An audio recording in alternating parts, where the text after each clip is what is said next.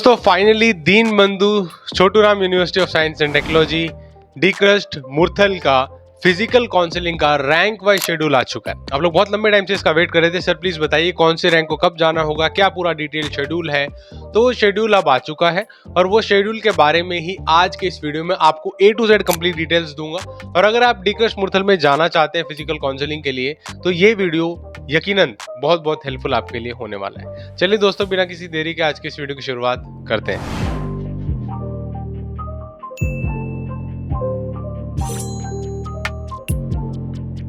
Deenbandhu Chhoturam university of science and technology Murthal Sonipat में located ये university बहुत ही प्रसिद्ध यूनिवर्सिटी और बहुत सारे स्टूडेंट्स यहाँ पे अब फिजिकल काउंसलिंग के माध्यम से एडमिशन लेना चाहते हैं।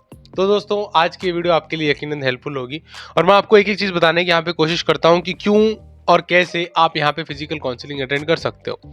देखो दोस्तों, डीक्रस्ट मुरथल एक जानी मानी यूनिवर्सिटी है और बहुत अच्छे मेरिटोरियस स्टूडेंट्स भी इसको जाके पढ़ते हैं। यहाँ पे इलेक्ट्रॉनिक्स इंजीनियरिंग, कंप्यूटर इंजीनियरिंग जैसी ब्रांचेस को यहाँ पे प्रेफरेबली लिया जाता है।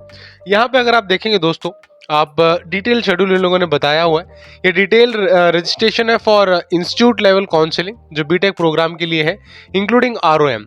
आप जहां कहीं भी ROM देखेंगे, डीक्रस्ट मुरथल की जहां तक बात है, तो ROM का मतलब होता है रेसिडेंट ऑफ मुरथल, यानी मुरथल में लोकेटेड यूनिवर्सिटी है तो उसके आसपास यानी उस लोकेलिटी में जो स्टूडेंट्स हैं उनको प्रीफर किया जाता है। यहाँ पे कुछ ना कुछ वहाँ पे उनका वेटेज रहता है और अलग सीट्स रहती हैं। तो इंक्लूडिंग देम यहाँ पे काउंसलिंग शेड्यूल यहाँ पे कंप्लीट इन्फॉर्मेशन रिलीज की हुई है फॉर बीटेक रेगुलर स्टूडेंट्स। यहाँ पे अगर आप देखेंगे दोस्तों, सभी कोर्सेज के लिए साफ साफ लिखा हुआ है online registration and filling application form, upload requisite document deposition के बाद रजिस्ट्रेशन फीस वगैरह सारी देनी पड़ेगी। और ये सब करने का आपको टाइम दिया गया है up to 4 August 2025 at midnight. ठीक है, आप शाम को रात को 12 बजे तक, बेसिकली 4 अगस्त तक एप्लीकेशन फॉर्म ओपन है।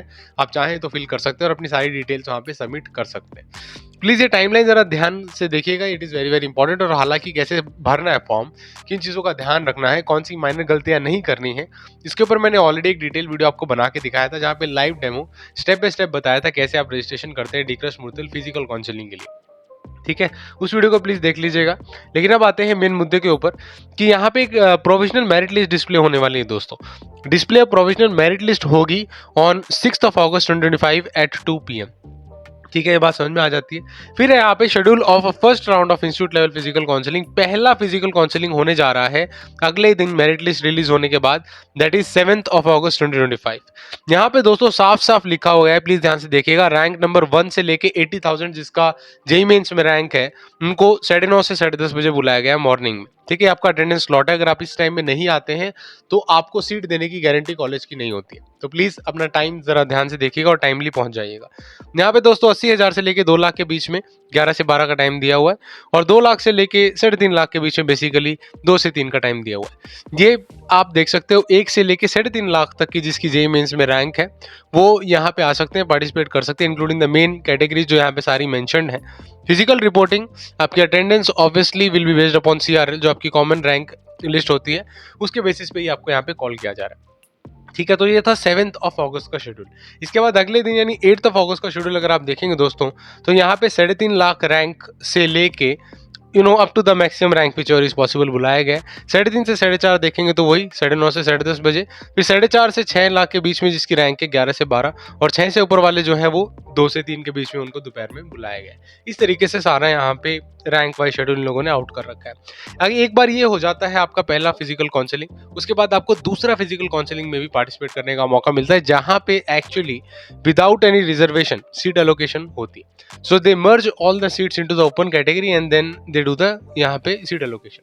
तो जो आपकी जितनी भी रिजर्व कैटेगरी है सबको मर्ज करके ओपन कैटेगरी में उनकी सीट्स को एलोकेट किया जाता है, जिस वजह से कैंडिडेट्स के चांसेस बढ़ जाते हैं ओपन कैटेगरी से जिसकी रैंक अच्छी है और पहले एडमिशन नहीं हुआ वो यहाँ पे एडमिशन ले सकता है। ठीक है, ये होने के बाद दोस्तों अगर आप यहाँ पे देखेंगे तो second round of institute level physical counselling that will happen on 11 अगस्त 2025, 11 अगस्त को होने जा रही, जहां पे आपको 1 से लेके 1,20,000 को 9:30 से 10 बजे तक 10:30 बजे तक बुलाया गया है और 1,20,000 एंड अबव से लेके 3 लाख तक बेसिकली 11 से 12 बुलाया गया है।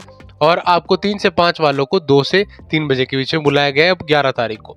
याद रखना ये वही तारीख है जब आपकी फीस रिफंड की लास्ट डेट खत्म हो जाती है। इसके बाद जनरली स्टूडेंट्स अपना एडमिशन कैंसिल नहीं करते हैं, जो जहाँ पे होता है वो वहीं पे सेटल्ड होने का सोचता है, बिकॉज फीस रिफंड में पैसे आपके आने जाने नहीं है तो नुकसान होगा।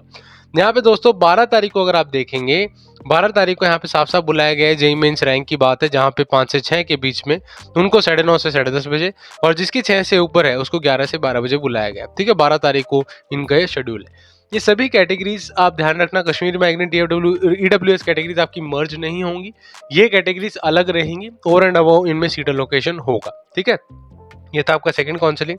अब क्या दोस्तों, इन लोगों ने एक थर्ड काउंसलिंग करने का भी डिसाइड किया है। जो थर्ड फिजिकल काउंसलिंग होगी that will happen on 14 August 2025। And यहाँ पे अगर आप देखें दोस्तों, 14 अगस्त को आपकी जो भी कोई रैंक है जेईई मेंस की, ठीक है, आप किसी भी रैंक के हैं तो कोई दिक्कत नहीं है, 10 से 11 बजे के बीच में पहुंच जाइए। और अगर candidate without JEE Mains rank है तो भी यहाँ पे 12 से 1 बजे के बीच पहुंच सकते। जैसा मैं आपको अक्सर बताता हूँ कि बिना जेईई मेंस के रैंक के बेसिस पे भी हरियाणा के गवर्नमेंट इंस्टीट्यूशन, गवर्नमेंट यूनिवर्सिटीज आपको एडमिशन देते हैं। तो यहाँ पे डी कृष्ण मुरथल भी सेम गाइडलाइंस को फॉलो कर रहा है और यहाँ पे इनको बुलाया गया है। ऑब्वियसली यहाँ पे साफ साफ लिखा हुआ है दोस्तों, वो सारे कैंडिडेट आप स्पोर्ट राउंड में पार्टिसिपेट कर सकते हैं। अटेंडेंस आपको जो बोली गई है उसी टाइमलाइन में आपको आना पड़ेगा। और BTech admission candidate without JEE Mains rank will be considered only after exhausting merit list of JEE Mains rank. इसका मतलब जेईई मेंस वाला कोई भी नहीं बचता है, उस सिचुएशन में विदाउट जेईई मेंस के बेसिस पे भी ये लोग एडमिशन देने का काम करते हैं एकदम लास्ट स्टेप में। ठीक है, ये बात समझ में आ गई।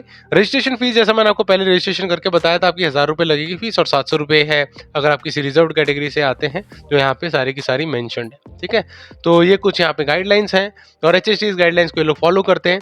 अब ये एक और इंपॉर्टेंट चीज दोस्तों जो आप लोग अक्सर पूछते रहते हैं, कितनी फीस लेके जानी है सर, तो यहाँ पे दोस्तों कैंडिडेट्स आर रिक्वायर्ड टू पे यूनिवर्सिटी एडमिशन फीस ऑफ 50,305।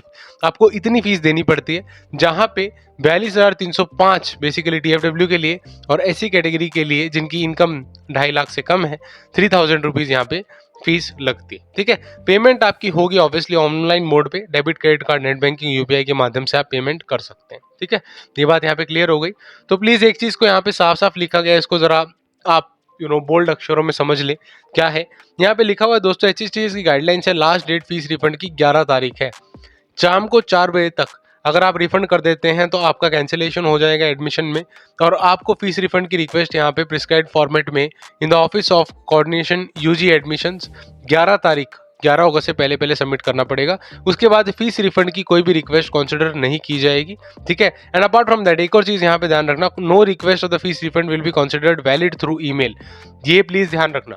बहुत सारे यूनिवर्सिटीज वाले और कैंडिडेट्स मुझसे बार बार पूछ रहे हैं सर, कई सारी यूनिवर्सिटीज जो बोल रही है ऑनलाइन हो जाएगा, वो उनका है। डी कृष्ण मुरथल की जहां तक बात है, साफ साफ लिखा हुआ आपको फिजिकली आके कैंसिल कराना पड़ेगा।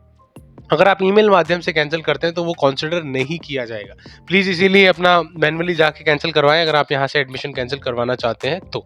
ठीक है, और इसके बाद दोस्तों कुछ डॉक्यूमेंट्स जो आपके पास होने अनिवार्य हैं, proof of submission of fees जो आपने भरी एचएसटीएस को, admit card of JEE Mains, ये सारे डॉक्यूमेंट्स 10th 11th और जनरली जो कैरेक्टर, ये सारी चीजें, हरियाणा रेसिडेंट और पीपीआईडी, ये जितने भी डॉक्यूमेंट्स हैं ये सभी के सभी आपके पास होने अनिवार्य हैं, जरूरी है। ठीक है, इनका प्लीज ध्यान रखिएगा।